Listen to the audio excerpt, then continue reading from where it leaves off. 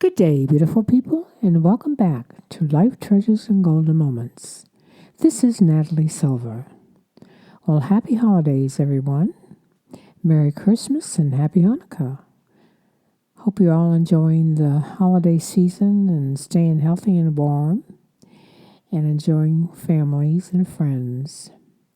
This is a special time of year when everyone gathers to get together and enjoy each other and make beautiful memories, which I hope you'll all be doing during the season here. Today, I'd like to share with you some stories about the Christmas holidays and Christmas miracles.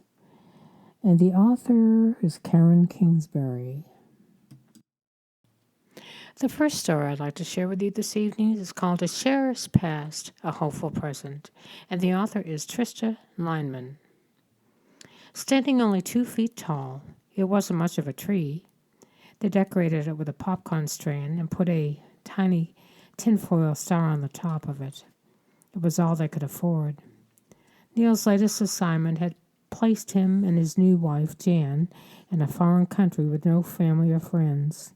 Nevertheless, the delight of their first year together made the spirit of Christmas more special than ever, and they relished the opportunity to reflect on the true meaning of the season. They sat by the tree on Christmas Eve and took turns reading the story of Jesus' birth in the book Jan's parents had sent them. It was a beautiful book, definitely the most expensive item they'd owned. When they finished reading, they decided to exchange their gifts. Ned picked up his first and handed it to Jan. She gently unwrapped it and found a pair of costume earrings inside. "They're beautiful," she said as she clipped them on. Jan then proudly handed Neil his present. He opened it to reveal a knitted blue cap. Neil grinned, looking over at Jan's knitting bag in the opposite corner of the room. He inquired, "Did you make this?" She nodded, smiling proudly. Neil was touched. The time and thought Jan had put into his gift made it worth much more than the price of its yarn. "You're wonderful," he whispered, leaning over to give his new wife a loving kiss. For the next several years, Neil wore the blue cap every winter, even after they could afford new ones. They eventually bought a comfortable home and raised 3 children there. For 25 years, their lives together were blessed. But once the kids were grown, Jan was stricken with a serious disease. Although she fought it for several years, she ultimately lost her battle. Shortly afterward, the family decided it was time to remove Jan's belongings from the house. Neil wasn't sure he was ready for that yet, but he reluctantly agreed. He sat on the bed and watched his daughters rummage through the closet, removing all of Jan's clothes. The watch, that's all he could bring himself to do. And even that was extremely difficult. At one point, his oldest daughter came across the old knitted blue cap. She turned around, holding it toward him, and said, "I remember this. You wore it all the time when I was little." Neil seized the cap. His eyes reddened, and tears streamed reluctantly down his cheeks. His daughter sat down beside him, put her arm around his back, and rested his head on her shoulder. "It's okay, Dad," she said. "They're only clothes. We're still keeping Mom in our hearts." Neil looked down at the floor to hide his grief, but nodded his acknowledgments. "Hello," the voice called from the other room. It was Neil's mom, stopping by to cook his dinner. Her mother had come along as well. They all sat down in the living room. Neil looked over at his grandmother and contemplated how lucky he was that she was still around. Not only was she in her 90s, but she was still very witty.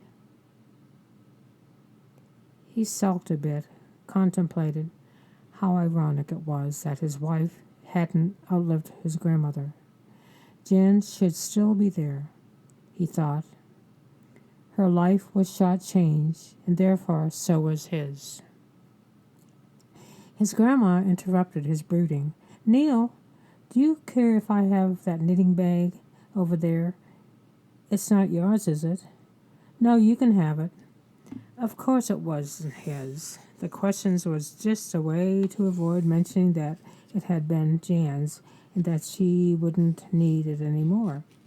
Actually, he was surprised that his grandma wanted it. He didn't think her fingers were as operational as they used to be. As her intellect, however, he knew she had knitted frequently in her youth. Maybe she'd get some use from it. Well, as he reached down to get the bag for her, he noticed several skeins of blue cream yarn inside, with about 6 inches of knitted rows rested on top. Jen had renewed her knitting hobby after becoming confined indoors. He recalled walking in her unexpectedly one day and seeing her working with her blue yarn. She quickly put it away as if she was embarrassed. Unfortunately, she didn't finish whatever she had started, and now it would never be completed. Neil handed the bag to his grandma, who looked happy and eager to take it. Apparently, it meant more to her than he thought. Neil wished he could be happy, yet even if he could, he wouldn't. It didn't seem right. How could he feel happy? Happy being happiness, and when Jan was robbed of the same privilege. Eventually, it was time to face his first Christmas without Jan. Being together with the rest of the family was enjoyable, but it also made it extremely obvious that Jan was missing. He looked around at the decorations his children had brought him, a tree after realizing that he wasn't going to have one. Then they got out the Christmas boxes and put up the familiar ornaments. Although he didn't feel like celebrating, he appreciated their attempt to raise his spirits. Everything was in its usual place, just like other years, but Jan's absence made the celebration awkward. They were doing things differently. Anything Jan had usually done had to be absorbed by someone else. It also took longer to get anything started, similar to the way activities are delayed when waiting for a late guest to arrive. Then the realization would sink in that everyone was already there. After dinner, it was time for presents. Neil wasn't in the mood for gifts, but he could tell that everyone had put more thought into them this year, especially his. Instead of socks and cologne, he received pictures, concert tickets, an original poem, and a book about baseball, his favorite pastime. Finally, the only gift left to open was the one from his grandma. It was soft and rectangular, probably a sweater. She usually didn't spend much, but she probably wanted to give him something special this year. He began tearing off the paper. His spirits started to rise as he realized what was inside. A magnificent blue and cream afghan. Neil held it up and asked his grandma in disbelief, "Did you make this?" She nodded, her head smiling proudly. "I didn't think you could. It wasn't easy. My eyesight's bad and my hands ache. That little knitting bag caught my eye for a reason. It contained the beginning of an afghan I knew Jan was making for you. It's as much from her as it is from me, you know." He did know. Jan began their life together with a knit gift of love, and near the end of her life she had tried to make another such loving gift for him, even though she wasn't able to finish it herself. His grandma had somehow gotten the message to get the afghan ready for him for Christmas. Neil brought the afghan to his face, caressing it. Jan's presence overcame him in a sweep of joy, and he could feel her smiling down on him. She had helped him get through this Christmas, and Neil knew that her love would be with him forever. What a very touching story. It's so hard at Christmas time when you lose people. God bless him. The next story I'd like to share is called The New Doll by Betty R. Graham. Christmas has always been special for me, especially when I was a little girl. For weeks before the holiday, I was excited with anticipation. It didn't matter that we had very little money in our family, since my parents insisted that we would each come up with a gift for each of our siblings, even if we had to make them.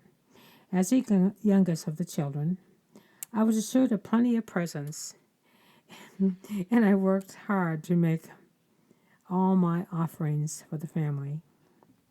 I was what they called a tomboy. I much rather, play cowboys and Indians with the neighborhood boys than play with dolls. Nevertheless, I insisted on asking for a doll each Christmas, even though I only played with it for a week or so, and then it would sit untouched for the rest of the year. One December, a week before Christmas, we learned that our church was gathering items to be given to the poor families of our town. Mama was making a batch of her famous beef patties as her donation. When she asked what I would give, it surprised me. I'm just a little girl, I thought. What could I give? Then she suggested I might donate last year's doll, which was almost as new as when I received it, since I never played with it. I was shocked I didn't want to give up my only doll, and for the first time I wondered what had happened to all the old dolls that I'd received in previous years. I didn't know then that my mother would re-outfit the last year's doll with new clothes that she'd made to match the doll I'd picked out in Montgomery Ward's toy department. And since I only had eyes for the new doll for such a short time, I never even missed the old ones. But, Mom, I don't want to give away my doll, I said, pouting. Oh, well, you never play with it, she said, and some little girl might never have had a doll of her own. You think about it. Okay, I promised. And I did think a lot about it, but my heart wasn't really in it. After all, I thought, it's mine. Maybe I should have played with it more. I thought for the most of the rest of the day. I still didn't want to give up my doll, but I didn't want Mom or Santa to be mad at me. Maybe I can ask Santa for a new doll again this year, I thought. Finally, I agreed to it. I held my doll all afternoon, the first time since January that I played with her. Her dress was clean and crisp, as if the day it had been received by me. By supper time, I carried her downstairs and reluctantly gave her to my mom. I'm proud of you, Mom said. You will make some little girl very happy. Her words helped a little, but I couldn't honestly feel good about my loss. On Christmas Eve, there was a knock on the door, but no one was there when Mama answered it. Sitting on the porch was a big box filled with presents and food. There were some cookies and even some of Mom's best patties as well as gifts for everyone in the family. It was the first time I realized that we were considered poor. But the most amazing thing to me was my gift. When I tore off the paper, I couldn't believe my eyes, for there in all her glory was my doll, the one I'd given up. It seemed like a miracle to me. In the years since then, I often thought how fortunate I had been, and I try to give to those less fortunate than myself with a happy heart.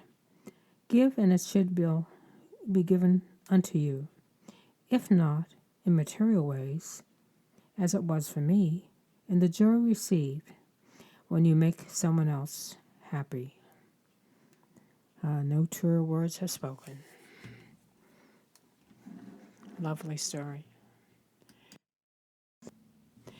This next story is called Ordinary People, and the author is Nancy B. Gibbs.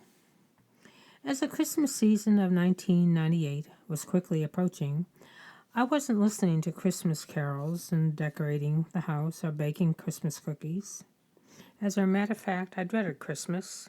2 months earlier, my father's doctor informed I said Daddy probably wouldn't live another 12 months. If the doctor was right, this would be Daddy's last Christmas. While I wanted to make the best of the holiday, the dread of the coming event filled my soul. Because Daddy needed around-the-clock medical care, he resided in a long-term care facility. Everybody needs to be able to go home for Christmas, I told my husband Roy. We evaluated how much money it would take for Daddy to spend the day at home. We would have to rent a hospital bed. Daddy would be able to be transported by ambulance, and since he couldn't ride in a car, we would have to hire a nurse to come to stay with him. After the figures were totaled, I realized I didn't have nearly enough money to take Daddy home for Christmas. One morning, as I drove the 60 miles plus to visit with Daddy in his nursing home room, I heard an important announcement on the radio. The DJ mentioned that the station was making 12 wishes come true that Christmas. My dream is simple. It's simply too big, I said aloud in my car. Then the Bible verse in Luke 1:37 came to mind, for nothing is impossible with God. As I drove the remainder of the way to the nursing home, I prayed, please God, I begged, help us to take Daddy home for Christmas. That night after I returned home from my trip, I wrote a letter to the radio station. I explained my father's terminal illness and how we had always spent Christmas Eve together in his home, and how my greatest wish was to take Daddy home one more time. I listed what it would take to make my wish come true. I never expected the impossible, but in my heart I remembered that all things are possible with God. The next day I said a prayer and dropped my letter into the mailbox. Several days passed, and I received a telephone call at work. Your wish is coming true, the DJ announced. For a few seconds I was speechless. All the plans to take Daddy home for Christmas are already made. A medical supply company would donate a hospital bed. A medical transportation company had agreed to take Daddy home that morning and then back to the nursing home the next night. A nurse was also a young mother, and she agreed to spend Christmas Eve with us that year. A few things happened health-wise with Daddy that caused us to worry that he wouldn't be able to make the trip. Daddy spent several days the week before Christmas in the hospital. But 2 days before Christmas Eve, God performed a miracle. He made Daddy well enough to go home. On Christmas Eve morning, I met the ambulance at the nursing home. I rode along humming Christmas carols. My heart felt like it would explode with joy. My greatest wish was coming true. My mom had gotten busy and decorated the house, and when we arrived, I walked beside the stretcher as the technicians carried Daddy inside. When Daddy saw his home, tears filled his eyes. There wasn't a dry eye in the home, including the eyes of the nurse and the medical technicians. That Christmas Eve was a day I will never forget. Not only did my father go home one last time, I saw an awesome amount of love as it poured from the hearts of many people.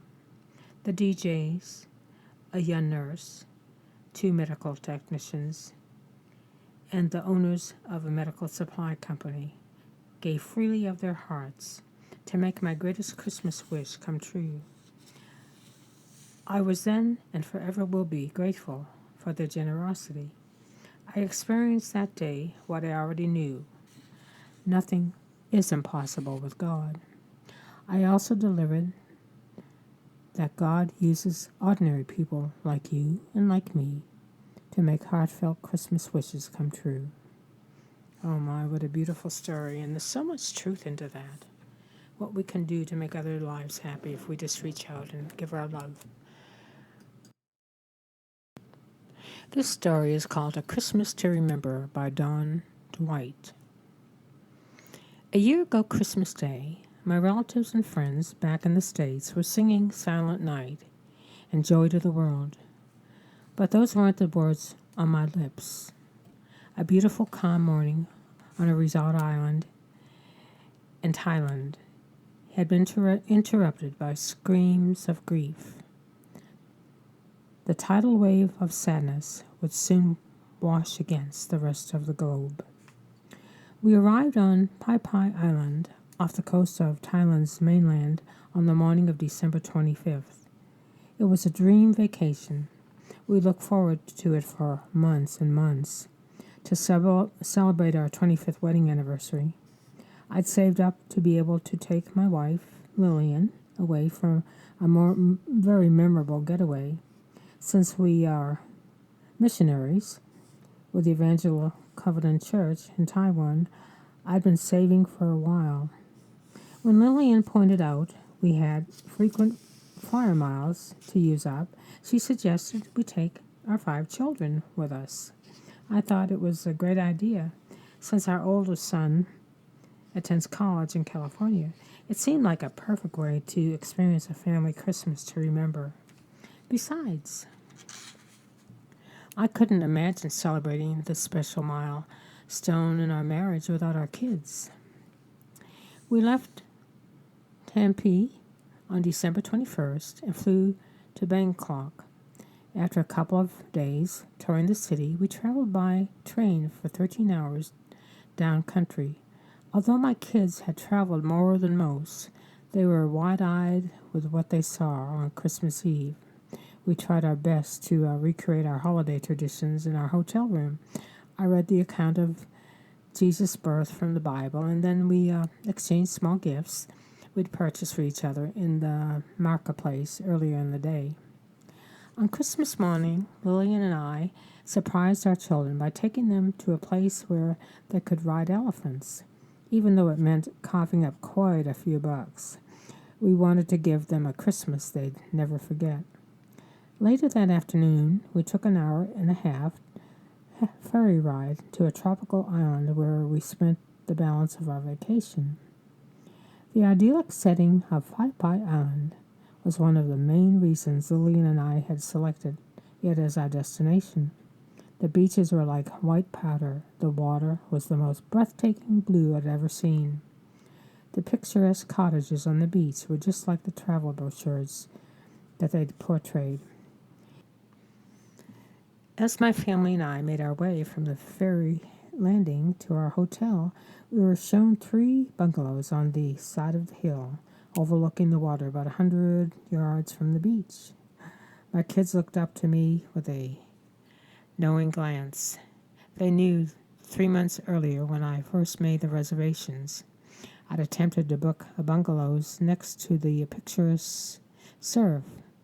I had to break the news to the kids back then that all those rooms were already taken for Christmas week. I was just as disappointed as they were. After settling into our rooms, we put out our bathing suits and walked down to the beach for a swim. The water was so transparent and tranquil the kids didn't want to get out. But since it was starting to get dark and we hadn't had dinner yet, I promised the family we could go back first thing in the morning. As it turned out, that was a promise I wasn't able to keep. The next morning, we wandered down the path to have breakfast at the hotel restaurant on the beach. The sky was clear and blue, just like the calm water. We made plans about how to spend the day. Snorkeling was all the trip at the top of everybody's list.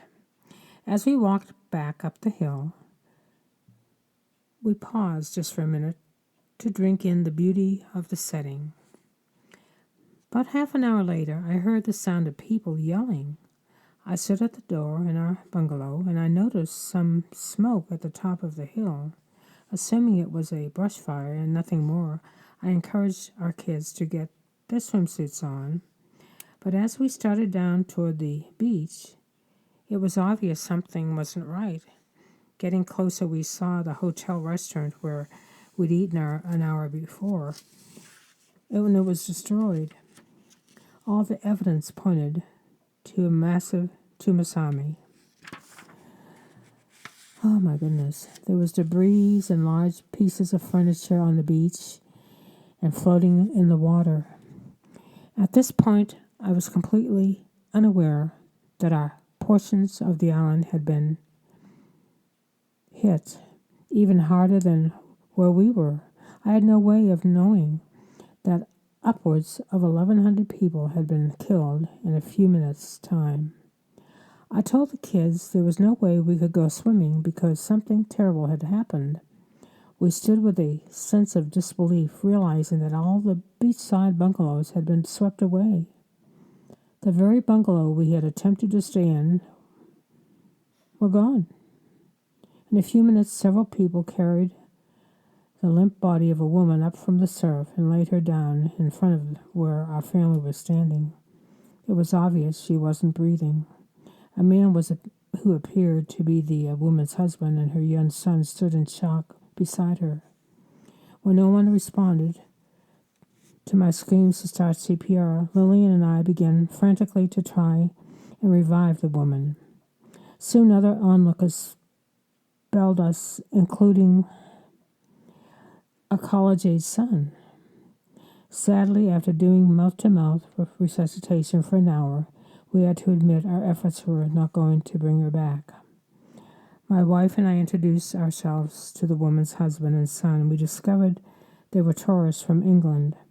Lillian and I wrapped up our arms around them both, and we asked the Lord to comfort them with a peace He alone could give. I felt the Holy Spirit nudging me to help them find ways to return home with an occupied casket. Later in the day, as we walked the island, the devastation of the tsunami impacted us and hit home. Shops were leveled, and the doctor's clinic was destroyed. We knew we had to make immediate plans to try and evacuate the island. The following morning, we made our way on foot to the ferry landing, a distance that had taken 15 minutes 2 days earlier now took an hour. Dodging debris was a challenge. The corpses that had not yet been removed were unnerving. Once we reached the dock, I was overwhelmed by the sight of several hundred other tourists attempting to leave the island. As we waited for a fleet of ferries to gradually rescue those stranded on the devastated island, I reflected on the gift of life. I didn't know exactly why God spared our family, but my heart was filled with immense gratitude for the chance to be alive.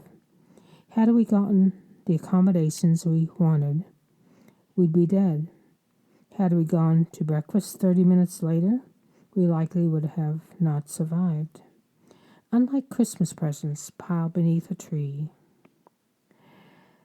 life truly is priceless.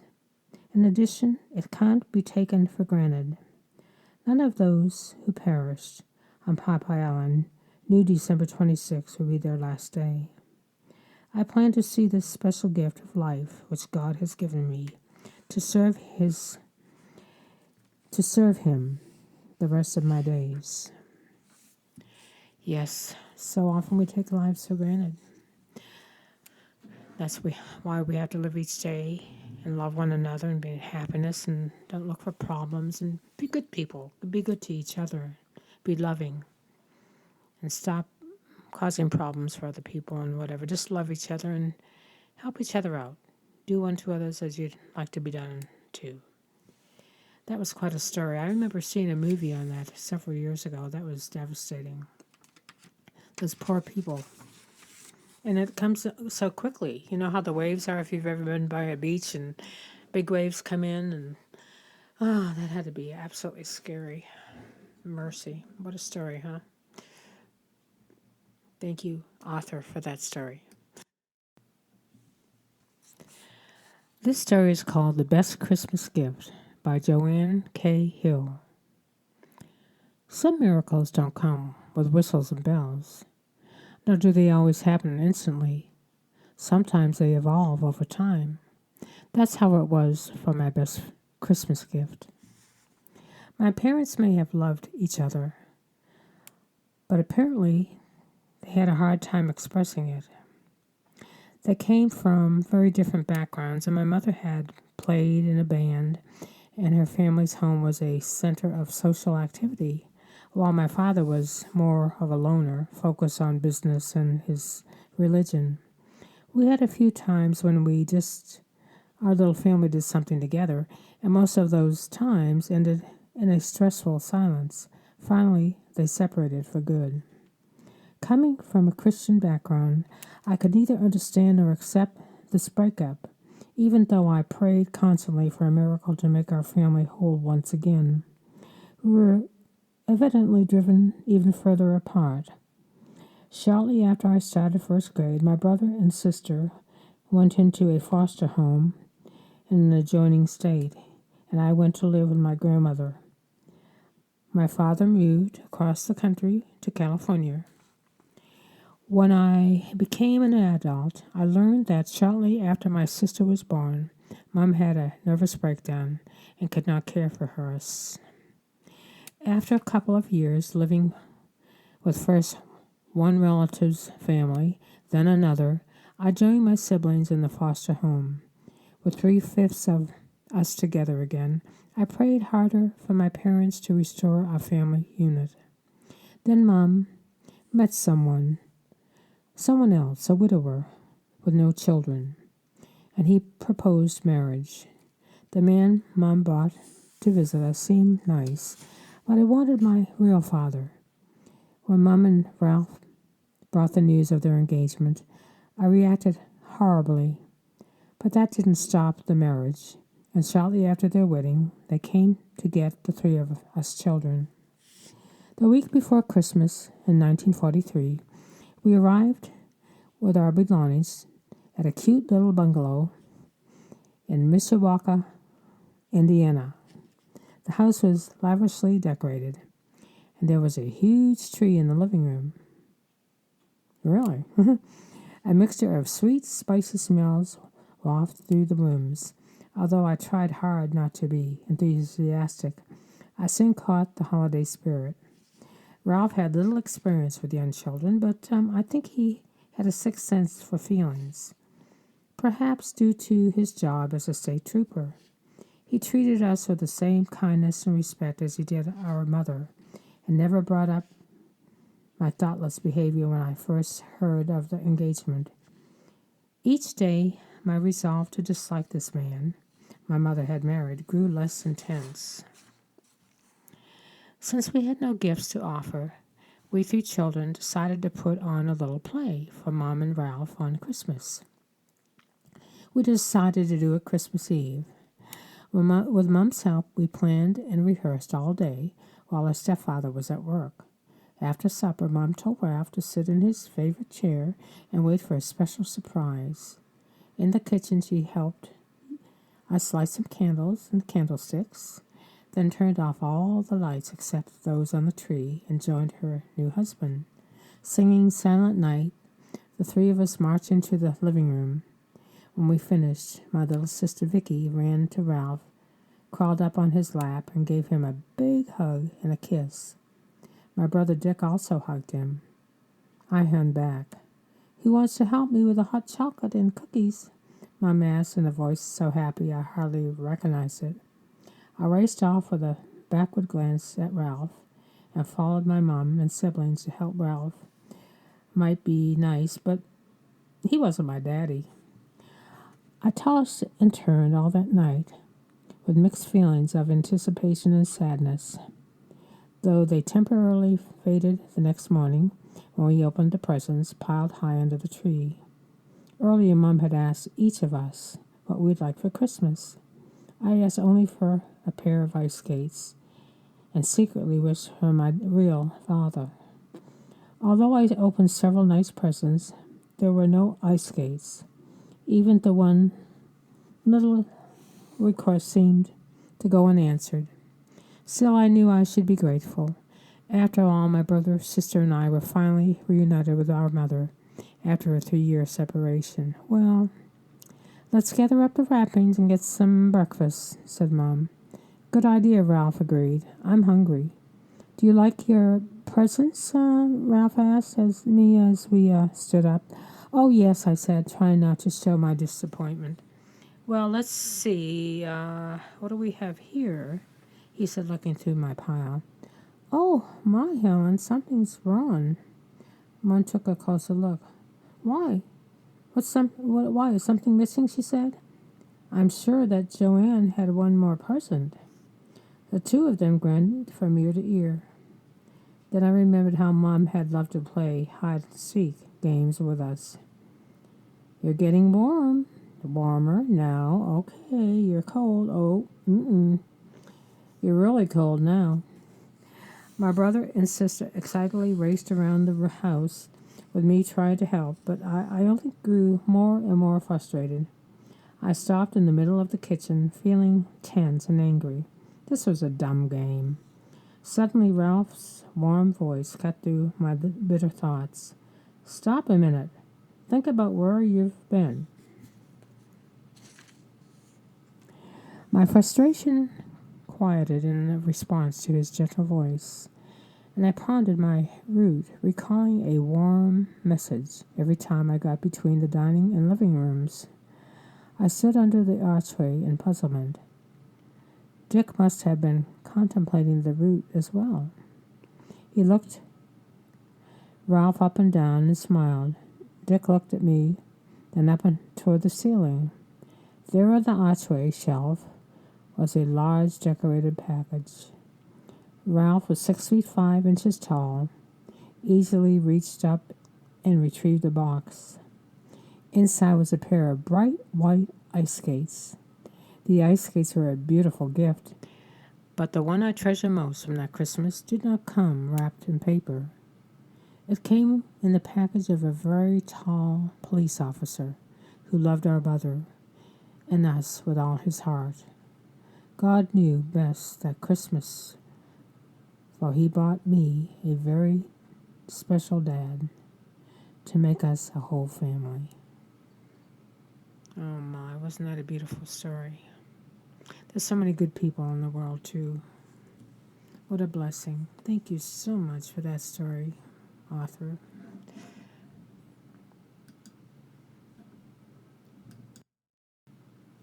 The last story of today that I'd like to share with you is called The Christmas Miracle by Susan Leonard. This is a story I've shared with you before over the years on my podcast. And will you believe that this is my 9th year, starting my 9th year of podcasting. I thank you all for being with me all these years. But this is one of my favorites. And I think you like it too. So thank you, Susan Leonard, for sending this in and whatever, okay? When I recall precious Christmas memories, I think of a very special story, one which represents the magic and the glory of the season. This is a true story, as told to me by my husband, a professional Santa Claus, of a real Christmas miracle, which he experienced himself. A few years ago, a little boy and his grandmother came to see my Santa Claus at Mayfair Mall in Wisconsin. The child climbed up on his lap, holding a picture of a little girl. What is this? Asked Santa, smiling. Your friend? Your sister? Yes, Santa, he replied. My sister Sarah, who is very sick, he said sadly. Santa glanced over at the grandmother, who was waiting nearby, and saw her dabbing her eyes with a tissue. She wanted to come with me to see you, too, but she's very much sick, Santa. Oh, he said, she misses you. Santa tried to be cheerful and encourage a smile to the boy's face, asking him what he wanted Santa to bring him for Christmas. When they finished their visit, the grandmother came over to help the child off his lap and started to say something to Santa, but hesitated. What is it? Santa asked warmly. Well, I know it's really too much to ask of you, Santa, but the old lady began shooing her grandson over to one of Santa's elves to collect the little girl's gift, which Santa gave to all his young visitors. The girl in the photograph, that's my granddaughter. Well, you see, she has leukemia and isn't expected to make it even through the holidays. She said, though, with tears through filled eyes, "Is there any way, Santa, any way possible that you could come see Sarah?" That's all she asked for Christmas, to see Santa.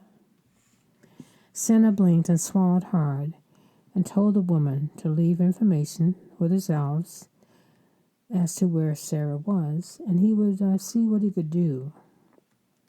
Santa thought of a little else the rest of that afternoon. He knew what he had to do. What if it were my child, lying in the hospital bed dying, he thought. He had a sinking heart thinking about the whole situation. A visit from Santa, that's the least I can do. When Santa finished visiting with all the boys and the girls that evening, he retrieved from his helper the name of the hospital where Sarah was staying. He asked the assistant, the location manager, how to get to Children's Hospital. "Why?" Rick asked, with a puzzled look on his face. Santa relayed to him that the conversation with Sarah's grandmother earlier that day. "Come on, I'll take you there," Rick said softly. Rick drove them to the hospital and came inside with Santa. They found out which room Sarah was in.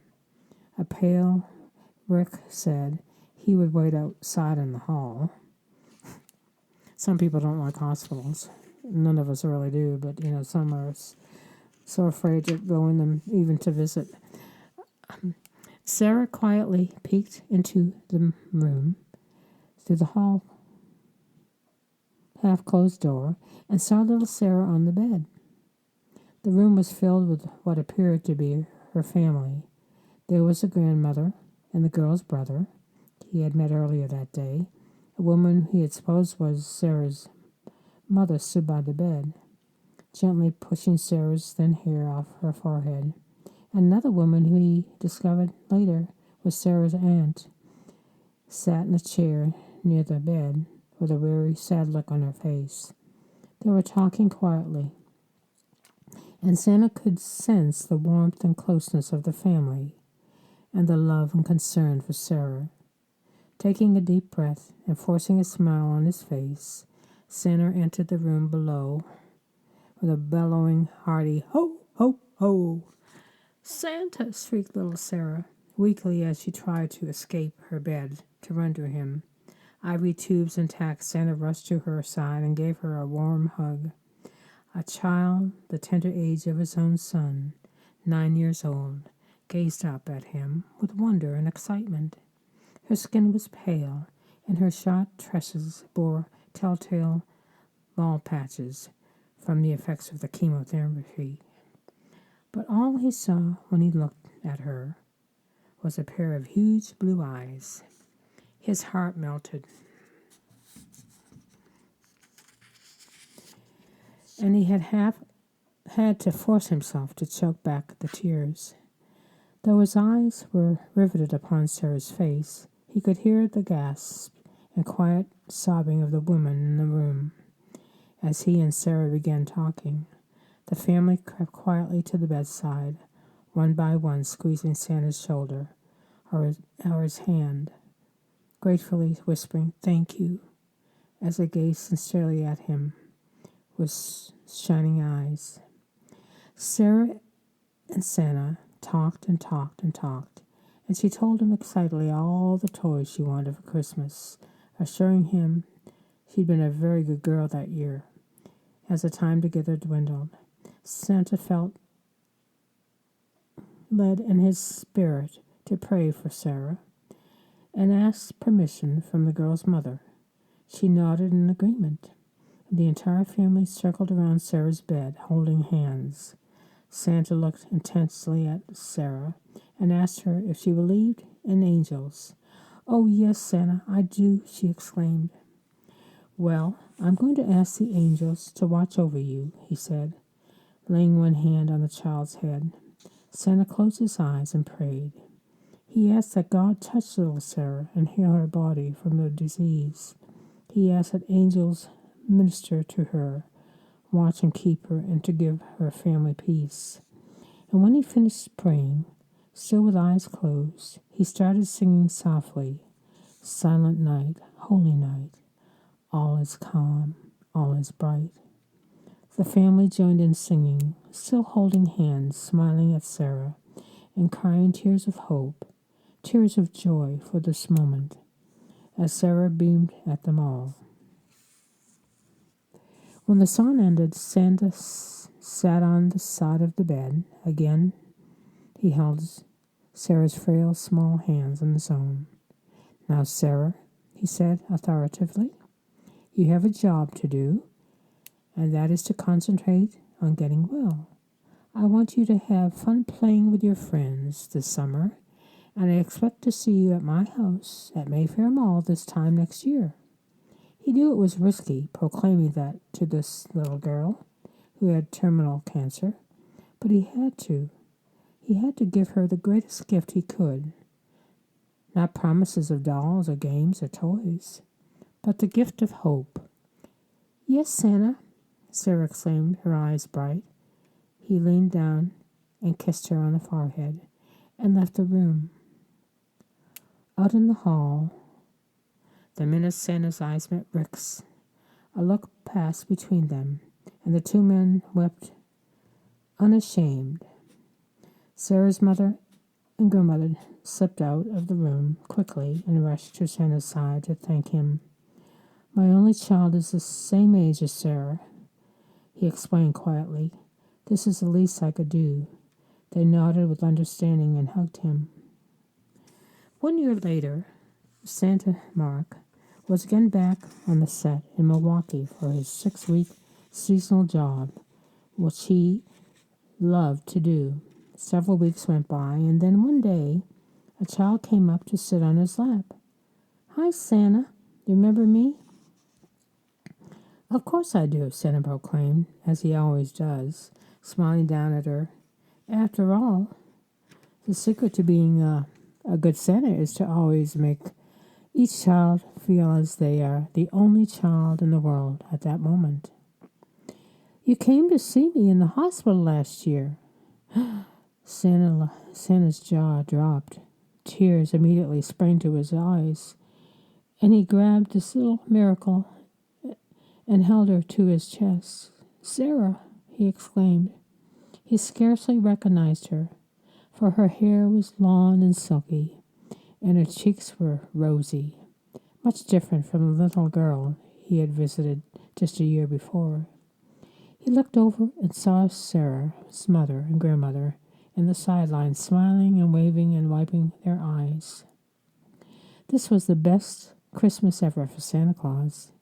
He had witnessed and had been blessed to be instrumental in bringing about this miracle of hope. This precious little girl was healed, cancer-free, alive and well. He silently looked up to the heaven and humbly whispered, "Thank you, Father. 'Tis a very Merry Christmas." I just love that story. That's such a beautiful, beautiful story. And I want to share it with you again. And I thank Susan Leonard very much for her sharing that with us. And of our other authors too, thank you all. Very nice stories. Gives us all something to think about during these holidays.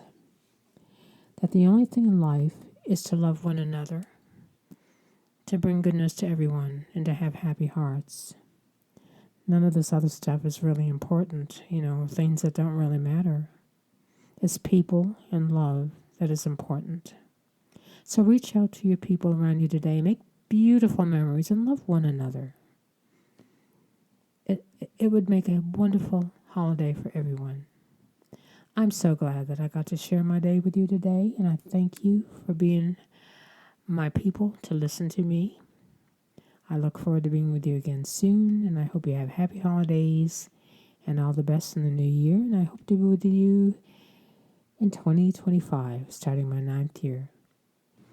In the event that you have any special stories or thoughts you'd like to share, please contact me at angelswhisper11@gmail.com. I'd love to hear from you, and if you'd like me to share some of your stories with our listeners, I would be more than happy to. Thank you so much. Take care, and God bless. Until next time, this is Natalie Silver with Life Treasures and Golden Moments. Merry Christmas, Happy Holidays, and Happy Hanukkah to all.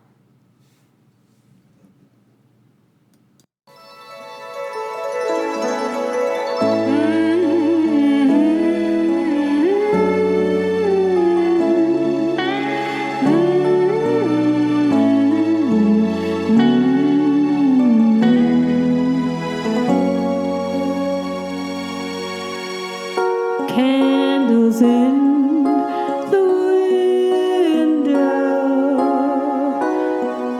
shadows dancing the ceiling, just watching our the fire glow, the feeling that Christmas we're feeling, precious moments, special people, happy faces I can see somewhere in my memory. Christmas joys all around me, living in my memory. All of the music, all of the magic, all of the family, all here with me.